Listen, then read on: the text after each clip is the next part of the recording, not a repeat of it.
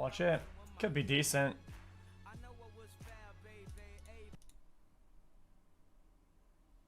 Show you an action, drama, mystery film from 2011, titled Source Code. Spoilers ahead. Watch out and take care. A train is moving toward Chicago. Jake Captain Gyllenhaal. Coulter Stevens, an army pilot, wakes up on the train, confused as to where he is. Christina begins to talk to him and calls him Sean.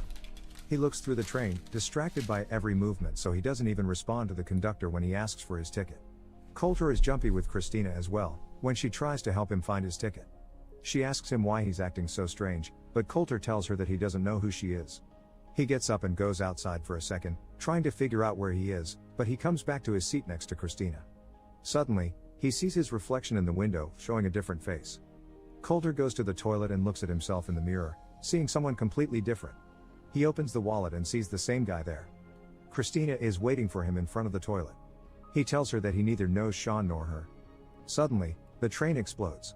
Coulter wakes up in a different place, hearing a female voice telling him that he's with Beleaguered Castle and asking if he's functional. He's still confused and can't answer any of the questions the disembodied voice is asking him. The voice only wants to know what happened on the train and where the explosion came from. Coulter asks her who she is, and she shows up on a monitor in front of him, telling Coulter that he already knows that. She tells him that they will rebuild his memory pattern and begins a mnemonic procedure. The woman reads him a passage while accompanying visuals appear on the screen. Coulter isn't paying attention and is trying to get himself out of the seat as the woman continues with the exercises. Suddenly, he remembers parts of the exercise and repeats back what he had heard before. She asks for her name, and Coulter calls her Goodwin. Dr. Rutledge shows up briefly on the monitor checking something, then Coulter asks to talk to his father. Goodwin interrupts him and continues to ask him about the bomb on the train. She tells him that Christina calling him another name is incidental. He doesn't know who bombed the train, so Goodwin tells him that he will go back inside for 8 minutes again. Coulter thinks that he's in a simulation, but Goodwin will not give him any information about his status. She just insists that he find out more information about the train. Find the bomb, and you find the bomber. Coulter is back on the train. Christina is telling him that she gave her notice at work and will be taking the LSAT. He hears a soda can open, and a woman spills coffee on his shoe. Coulter says that it's the same train but somehow different, which Christina understands as some deep statement. He activates a timer on his watch and says that everything looks so realistic, still convinced he's in a simulation. Coulter looks around for the possible bomber and jumps over to a guy asking how long the delay would be. The guy jokes around, and Christina tells him that he's a comedian. He looks around the train searching for something out of the ordinary, and he sees a student give back someone their wallet. Coulter steps back on the train and remembers that the explosion came from behind him. He goes into the toilet and looks through it. Coulter notices that the vent has been tampered with and opens it, finally finding the bomb. He begins talking to Goodwin, thinking she can hear him and instruct him on the next steps with the bomb. Coulter leaves the bomb how he found it and gets another idea on how to find the bomber. He goes back into the cart, lies to the people that he's transit security and that there has been some kind of security breach, so they have to stop using all of their electronic devices. No one really believes him, and when he sees a man still on his laptop, he closes it for him and breaks his jaw. Christina runs over to the man to help him, and Coulter says not to worry because neither he nor she are real. The train explodes, and he's back. Goodwin tells him to stabilize and lower his pulse. She asks if he found the bomb, and he tells her that he did, but Coulter asks to speak to Dr. Rutledge since he figured out that he's her commanding officer.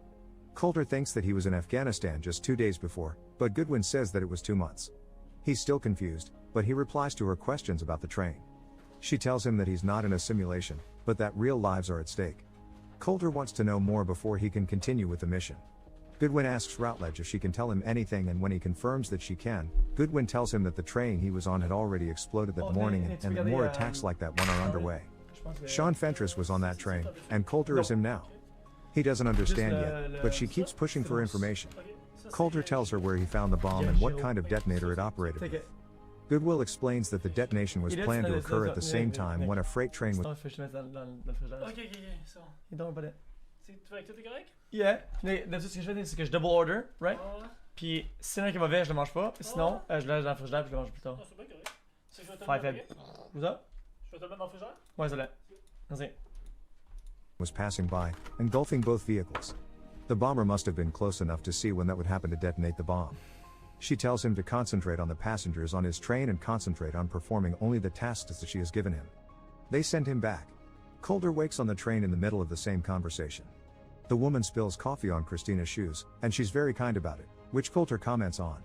He believes she's real now. Coulter asks the conductor about the behavior of the passengers on the train, and the man replies that he's the one looking strange. Then, he asks Christina if someone looks suspicious to her, tells her to sit next to him, and says to think of it as a game. She jokes around about all of the people in the car, naturally not taking him seriously, commenting that he knows the people more than her because he talks to them all the time. Suddenly, Coulter notices a guy coming out of the bathroom and Christina comments that they're going into racial profiling. She tells him that he's the only other person she'd seen coming out of there, making him think for a second. Coulter looks through Sean's things, but only finds her name in his notebook. He wants to go after the guy he saw earlier and makes Christina come with him. Coulter tells her to wait outside the station as he follows the guy inside the washroom. He can hear him getting sick in a stall and inspects him, making him really uncomfortable. The guy leaves with Coulter after him. He joins him at the bench where he's sitting on and asks to borrow his phone. The guy asks to be left alone and leaves when Coulter attacks him and keeps asking to see his phone. Suddenly, the bomb explodes and he thinks that the guy may be the bomber. Not completely convinced, he goes after him again and the man pushes him on the tracks. Coulter doesn't get up in time and is hit by an oncoming train. He awakens in the other place, but neither can he hear Beleaguered Castle, nor they Coulter. The place feels freezing cold and begins shutting down. The man working with Goodwin tells her that he's in trouble. Then they both go to see Rutledge, who tells them that no one has ever been in a situation like him before and that they should keep sending signals to him and see if he responds to any of them. Meanwhile, Coulter finds a toolkit and manages to restart the power in the place where he's at. He begins hearing distorted voices, as Rutledge is sitting down on Goodwin's computer. Coulter hears her reading the passage to him and calls out to her as Rutledge is preparing to leave. The doctor talks to him, telling him that he invented the thing he is inside of and confirms that he's in charge. As Coulter tells him that he saved a passenger from the train, Goodwin comes back and continues the conversation. She tells him that saving the people on the train is outside of his mission. Coulter insists that she survived, but Rutledge explains that she survived only in the source code. When asked by Coulter what that means, he tries to simplify it for him. Source code is not a time travel machine, but something more similar to time reassignment. He can only go back there and report to what he has seen in a kind of parallel reality, through the eyes of Sean Fentress, who is his link. Coulter insists that he saved someone, so Goodwin asks for her name and looks for her online.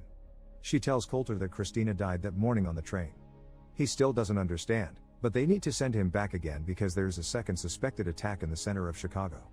They think that this time the bombers will activate a dirty bomb, so the city is being evacuated. The army thinks that if he can find who bombed the train, the second attack might be prevented. Before they send him back, Goodwin tells him about a handgun he can find on the train. She authorizes him to use every force necessary. When Coulter wakes up on the train, he's very disappointed to see Christina there. They talk a little and it's apparent that he's slowly falling in love with her. Coulter has a mission though and he gets up to achieve it. He goes looking for the gun and finds it exactly where Goodwin told him it would be. Unfortunately, the conductor catches him getting into the safe with the gun. He points the gun at him when the second conductor electrocutes him. Coulter wakes up on the train again, only to see Christina next to him asking what he was doing. He doesn't know what to tell her and knows he's running out of time, so he asks her what she would do if she only had 1 minute left to live. Coulter tells her that he would call his dad and tell him he's sorry. Christina tells him that everything is going to be okay as the bomb explodes on the train again. Before he wakes up in the other place, Coulter has some strange visions involving Christina. He tells Goodwin that the gun wasn't the best idea and that he wants to speak to his dad. She brushes him off, saying that she will try to do that. Coulter asks her how he is doing because he doesn't understand the process. She moves aside to show him where he is being kept and tells him that she hasn't been on the other side of the source code because the specifications are tremendously narrow for a viable candidate. Goodwin doesn't want to waste more time, and after she assures him that he's doing good, sends him back to check through the passengers' things. Coulter is back at the train and gets to it faster. He draws the military patch that Goodwin has shown him when Christina approaches him. Coulter asks her to look for his friend that disappeared in Afghanistan and gives her his real name to search for. Suddenly, he becomes suspicious of a guy talking on the phone. He goes over to him and searches through his bag, looking for something. Coulter notices that a woman has a bag from an army medical center and goes up to talk to her. He asks her about the letters on the patch. She tells him that it stands for Air Force and that the N stands for Nellis. Coulter asks her for her phone and calls Nellis Air Force Base. He asks for Rutledge and tells the operator to tell him that Captain Coulter Stevens is calling for him. Christina finds him and tells him that the friend he asked her to look for is dead, killed in action 2 months ago. Suddenly, Coulter has some memories from Afghanistan and he hears Goodwin's voice again, taking him through the mnemonic exercises. When he wakes up in the other place, he immediately asks Goodwin if he's dead. He tells her that he found an article online saying just that, as well as that his father received a medal for him. She tells him that he needs to focus on the train and that everything else is irrelevant. Coulter insists to know and Goodwin tells him part of the truth. She says that part of his brain is still active, but that his body is a manifestation. Coulter asks if he's imagining that he's in the capsule and the thing begins to fall apart. She confirms that the capsule is also a manifestation and doesn't tell him where his actual body is being kept. Rutledge intervenes, saying that they need to send him back to the train so that he can prevent another attack. Coulter still doesn't agree with the way the source code works and tells Rutledge that he called him from the train that morning. The doctor tells him that he didn't receive that call, and if he did, it would have been a different reality. The Rutledge receiving that call would be a different Routledge entirety. Coulter needs more convincing, so the doctor tells him that the project was sanctioned by a military court. Furthermore, he tells the Air Force captain that many other soldiers would love the opportunity more preferable than death, having the possibility to continue serving their country. Coulter's retort to that statement is that for many soldiers one death is service enough. Rutledge promises him that he will let him die if he finishes the mission. Before he sends him back on the train, Rutledge tells him that 2 million Americans depend on the success of their mission, and if he doesn't value his own life, he should value theirs. Then, Rutledge proceeds to take Coulter back on the train over and over again with no rest period in between. He tells the soldier that they will keep doing it until he finds the bomber. Coulter says that he can't do it, and Rutledge manipulates him into getting him where he needs Coulter to be. He plays a recording of his father giving an interview after he died, feeling sorry that they never really understood each other. Coulter tells Rutledge to send him back in. Coulter is back on the train and goes straight for the gun, the bomb. He takes the detonator phone out from the bomb and calls the only phone number in its call log. A man answers as Coulter moves through the train. He tells him to turn around, but the man in front of him hears him and turns. Coulter sits next to him and threatens him with a gun, saying that he can't kill anyone. The man swears that he was talking to his wife, so he makes him call the phone again. Suddenly, another phone rings and he apologizes to him. He hears the phone outside and follows after the guy. He sees him putting his wallet back on the train and finally knows his name, Derek Frost. The doors close, so he opens it with the emergency handle and jumps off so that he can go after him. Coulter sees him go into a white van and goes up to him. He shows Derek the phone, but he pretends that he doesn't recognize it. Coulter knows it's him though, so he shows him the second bomb inside the van. He inspects the bomb and asks him where his next target is when Catherine shows up. Derek shoots them both. Coulter is still alive, so Derek gives him the whole speech on why he's doing it. His explanation is that the world is hell and that it needs to be rebuilt. For the world to be rebuilt, it needs to be destroyed. Derek gets in the van and leaves them there. The bomb in the train explodes regardless. When Coulter transitions back to the capsule, he sees the images from before more clearly. Immediately as he comes back, he tells Goodwin and Rutledge about the bomber in the van he went into. He confirms that the second bomb is radioactive. Rutledge and Goodwin congratulate him and say that his mission is over. Before they leave him, he asks to be sent back to try to save the people before he dies. Meanwhile, the army arrests Derek Frost before he can detonate the second bomb. Rutledge gets validation from his superiors about his project, and Goodwin returns to talk to Coulter. He talks about the possibilities of parallel realities and what different versions of people might be like there. Goodwin explains that he only saw shadows or afterimages of the people that died on the train. She tells him that he can't alter the past, but Coulter insists that there was a failsafe on the explosive that he didn't see before and that she's wrong. Coulter pleads with her to send him back in without approval and then switch him off. She has some trouble deciding, but still does it, telling him that at the end of his source code she will terminate his life support. Coulter tells her that he'll save Christina. Goodwin says that it was an honor and wishes him good luck. Coulter is back on the train for the last time. He asks Christina out for coffee and she very gladly accepts. Coulter asks her to give him a few minutes to save the world. He instantly goes toward the bomb and takes out the first and second detonators. Then he passes by Derek and steals the conductor's handcuffs. While the source code is active, Rutledge gets more good reviews from his superiors as Goodwin walks into his office. He tells her to wipe Coulter's memory and prepare him for a new source code. Rutledge has no intention to let him die to Goodwin's disapproval. Back at the train, Coulter stops Derek from going out of the train and cuffs him to a bar. He shows him the phone and calls the police, telling them everything about Derek and the radioactive bomb in the van. Coulter takes his phone and leaves him there. He sends an email to Goodwin from his phone and calls his dad. Coulter tells him that he's a friend of his and that before he died he wanted to say that he was sorry. Meanwhile, Goodwin goes to the place where they are keeping his body and opens the chamber, seeing the state that is in. Coulter's dad tells him that he wishes he told him that he loved him. He says that he knows it. Coulter goes back to Christina.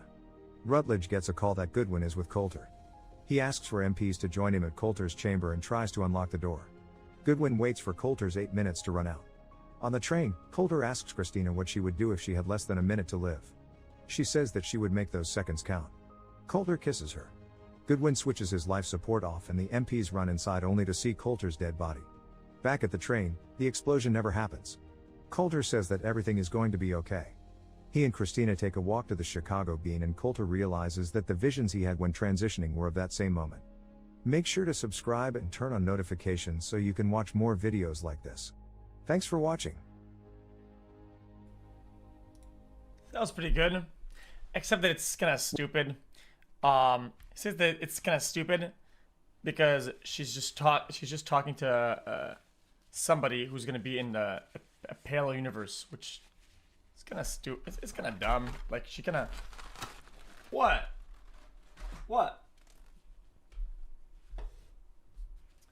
Because it's dumb.